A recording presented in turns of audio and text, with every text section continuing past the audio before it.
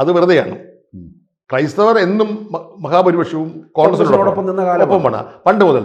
പക്ഷേ നിയമസഭാ തെരഞ്ഞെടുപ്പുകൾ കഴിഞ്ഞ 2 തെരഞ്ഞെടുപ്പുകളിൽ LDFിലേക്ക് കുറേ ക്രൈസ്തവർ മാറി എന്നുള്ള സത്യമാണ്. മുസ്ലിങ്ങൾ സമുദായത്തിൽ നിന്നും കുറേ പേര് LDFിലേക്ക് പോയി. ആ പോയ ന്യൂനപക്ഷങ്ങൾ ലോക്സഭാ തെരഞ്ഞെടുപ്പിൽ മൊത്തമായി തിരിച്ചു വന്നു. ലോക്സഭാ തെരഞ്ഞെടുപ്പിൽ തിരിച്ചു വന്ന ക്രൈസ്തവരും മുസ്ലിങ്ങളും ഈ തദ്ദേശ സ്വയംഭരണ തെരഞ്ഞെടുപ്പിലും കോൺഗ്രസിനോടൊപ്പം ഉണ്ടാകും. അതേസമയം ക്രൈസ്തവർ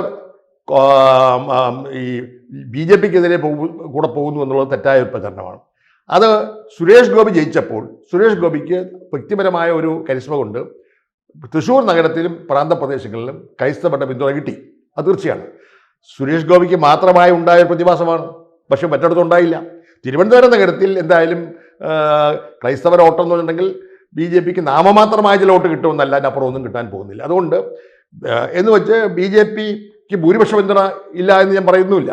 കൂടുതൽ വാർത്തകളും വിശേഷങ്ങളും നിങ്ങളിലേക്ക് എത്താൻ ABC മലയാളം സബ്സ്ക്രൈബ് ചെയ്യുക, ബെൽ ബട്ടണും അമർത്തുക.